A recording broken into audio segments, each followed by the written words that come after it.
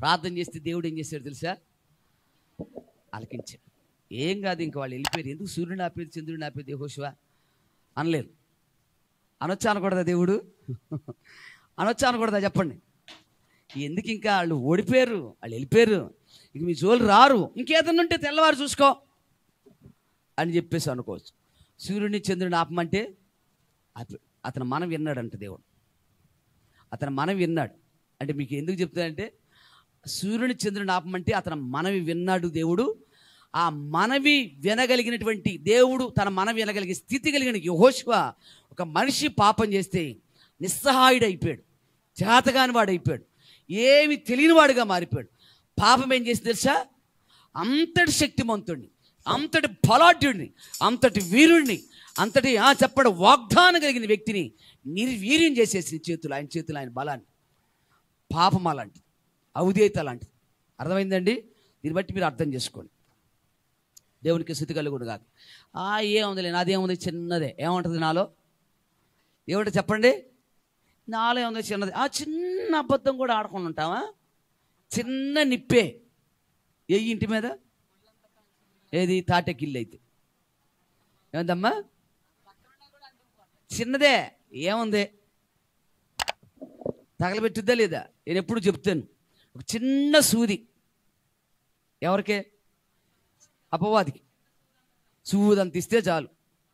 Saline ఎక్కించడానికి ఎంత కావాలా అమ్మా? అప్పటికి హార్ట్ ఏదో ప్రాబ్లం వచ్చి చావపోతున్నాడు, ఒక ఇంజక్షన్ చేస్తే ఆగిపోతాడు, బతుకుతాడు. ఎంత ఇచ్చాడు దేహంలో, ఎంత వాడుకున్నాడు డాక్టర్ గారు?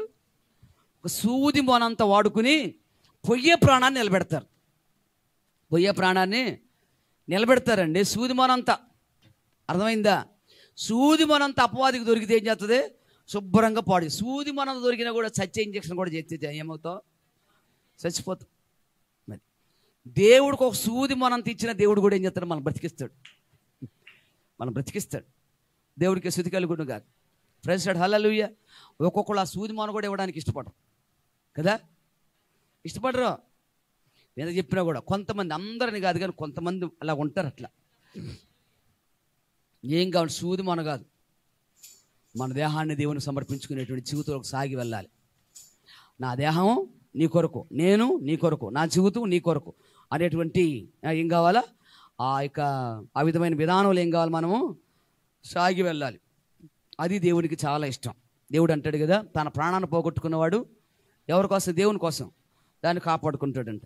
తన కోసం దాన్ని కాపాడుకునేవాడు దాన్ని పోగొట్టుకుంటాడంట. అందుకోసం ఎవరి కోసం ప్రయాసపడాలి? మనం దేవునికి లోబడండి, దేవునికి విధేయులకండి. మీ ప్రార్థనా జీవితాలు బలోపేతం చేసుకోండి, మీ ప్రార్థనా జీవితాలు బలమైనగా మార్చుకోండి. ప్రభువా, నాకు బలమైన ప్రార్థనా జీవితం కావాలంటే ఏం కావాలా? ఇదంతా కూడా, ఈ చెత్త చెదారాలు ఏవైతే ఉన్నాయో అన్నీ కూడా తుడుచుకుని వెళ్ళిపోవాలి, వాడు సరి చేసుకోవాలి. అప్పుడు దేవుడు ఏం చేస్తాడు? నీకు బలమైన ప్రార్థన. మీ ఆయన మారాలంటే ఏం చేయాలి? ప్రార్థన కాదు, నీ మాట, నీ జీవితంలో ఏ లోపాలను ఏం కావాలన్నీ సరి చేసుకొని చక్కపరుచుకొని ప్రార్థన చేయి, వచ్చేస్తాడు దేవుని సన్నిధికి. దేవునికి స్తుతి కలుగును గాక. దేవుని సన్నిధికి రావాలా, మారతమే కాదు.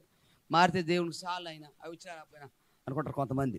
మారితే చాలు, ఆత్మ రక్షించబడిన నన్ను బాధపెడతలేదు, ఎట్ట కొట్టు ఉంటే ఉంటాడు, పోతే పోతాడు, ఉత్తే వస్తాడు, పోతే పోతాడు అనుకుంటారు. అట్లా అనుకోకూడదు.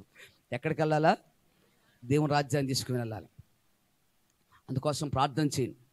మీ ప్రార్థన బలమైనగా ఉండాలంటే ఏం చేయాలి? ఇప్పుడు ఏమన్నా లోపాలుంటే, పాపం అంటే మీరు ఏదో మరణకరమైన పాపం అని కాదు, ఏవైనా మన నోటి మాటలు కానీ, మన యొక్క హృదయపు ఆలోచనలే కానీ, మన వినేయే కానీ.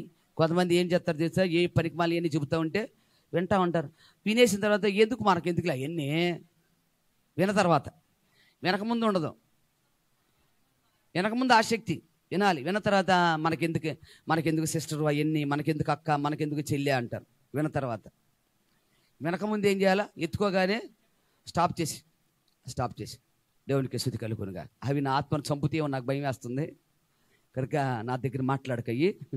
నీ ఆత్మను కూడా చంపుకోకు, జాగ్రత్త కాపాడుకో. ఆయన బైబిల్ భాషలోకి రావాలి మనం. అర్థమైందండి? నాకు అసలు ఇష్టం లేదు, అట్టెట్ట కాదు, మాట ఎట్టుండాలా? నేను అసలు ఎన్నో కాదు, నా ఆత్మ చచ్చిపోద్దేమో నాకు భయం, నా ఆత్మ చచ్చిపోద్దేమో నాకు భయం కనుక అలాంటి మాటలు నా దగ్గర చెప్పొద్దు. ప్రవర్తన నడవడి కూడా ఏం చేయాలి? ఎవరికి వాళ్ళు చక్కగా ఏం కావాలా? ఎవరికి వాళ్ళు పరిశుద్ధపరచుకోవాలి. ఎవరికి వాళ్ళు. నేను పరిశుద్ధపరచడానికి నేను పరిశుద్ధపరచను, నన్ను మీరు పరిశుద్ధపరచలేరు. ఎవరికి వాళ్ళమే. మనదంతా కూడా మనమే ఒప్పుకొని దేవుని సన్నిధిలో ప్రార్థన చేసుకొని చక్కగా దేవుని సన్నిధిలో నిలబడడానికి సిద్ధపడతాం.